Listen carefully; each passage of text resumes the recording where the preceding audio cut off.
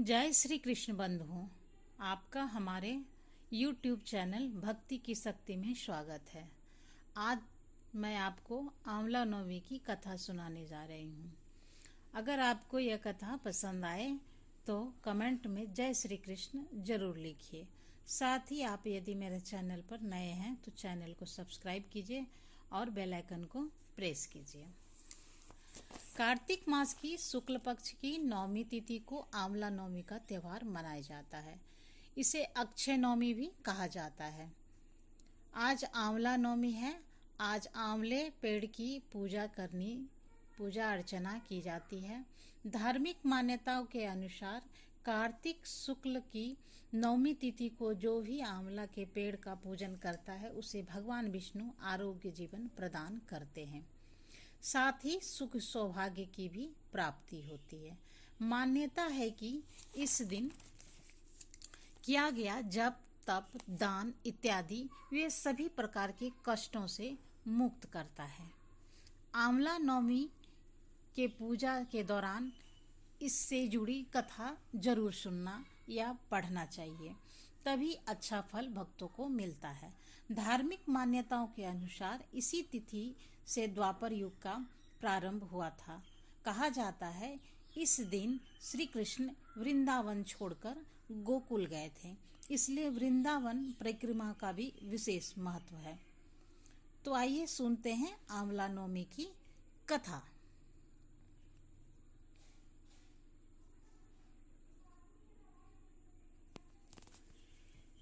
एक राजा था, उसका प्रण था वह रोज 1.25 मन आंवले दान करके ही खाना खाता था। इससे उसका नाम आंवल्या राजा पड़ गया। एक दिन उसके बेटे बहू ने सोचा कि राजा इतने सारे आंवले रोजाना दान करते हैं, इस प्रकार तो एक दिन सारा खजाना खाली हो जाएगा। इसलिए बेटे ने राजा से कहा कि उसे इस तरह का दान करना बंद कर देना चाहिए। बेटे की बात सुनकर राजा को बहुत दुख हुआ और राजा रानी महल छोड़कर जंगल में जाकर बैठ गई। राजा रानी आंवला दान नहीं कर पाए और प्रण के कारण कुछ खाया नहीं। जब भूखे प्यासे 7 दिन हो गए तब भगवान ने सोचा कि यदि मैंने इसका प्रण नहीं रखा और इसका सत्य नहीं रखा तो विश्वास चला जाएगा। इसलिए भगवान ने जंगल में ही महल राज्य और बाग बगीचे सब बना दिए और ढेरों आंवले के पेड़ लगा दिए। सुबह राजा रानी उठे तो देखा कि जंगल में उसके राज्य से भी दुगुना राज्य बसा हुआ है। राजा रानी से कहने लगे, रानी देख, कहते हैं सत मत छोड़े, सुरमा सत छोड़िया पत जाए, सत की छोड़ी लक्ष्मी फिर मिलेगी आए। आओ नहा धोकर आंवले दान करे और भोजन करे। राजा रानी ने आंवले दान करके खाना खाया और खुशी खुशी जंगल में रहने लगे। उधर आंवला देवता का अपमान करके वह माता पिता से बुरा व्यवहार करके बहू बेटे के बुरे दिन आ गए। राज्य दुश्मनों से छीन लिया, दाने दाने को मोहताज हो गए और काम ढूंढते हुए अपने पिताजी के राज्य में आ पहुंचे। उसके हालत इतने बिगड़े हुए थे कि पिता ने उन्हें बिना पहचाने हुए काम पर रख लिया। बेटे बहू सोच भी नहीं सकते उसके माता पिता इतने बड़े राज्य के मालिक भी हो सकते हैं, सो उन्होंने भी अपने माता पिता को नहीं पहचाना।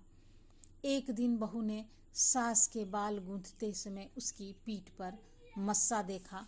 उसे यह सोचकर रोना आने लगा कि ऐसा मस्सा मेरी सास ने के भी थे। हमने ये सोचकर उन्हें आंवले दान करने से रोका था कि हमारा धन नष्ट हो जाएगा। आज वे लोग ना जाने कहाँ हैं। यह सोचकर बहू को रोना आने लगा और आंसू टपक टपक कर सास की पीठ पर गिरने लगे। रानी ने तुरंत पलटकर देखा और पूछा कि तू क्यों रो रही है। उसने बताया, आपकी पीठ जैसा मस्सा मेरी सास की पीठ पर भी था। हमने उन्हें आंवले दान करने से मना कर दिया था, इसलिए वह घर छोड़कर चले गए। तब रानी ने उन्हें पहचान लिया, सारा हाल पूछा और अपना हाल बताया। अपने बेटे बहू को समझाया कि दान करने से धन कम नहीं होता बल्कि बढ़ता है। बेटे बहू भी अब सुख से राजा रानी के साथ रहने लगे। हे भगवान, जैसा राजा रानी का सत रखा वैसा सबका सत रखना, कहते सुनते सारे परिवार का सुख रखना। जय श्री कृष्ण।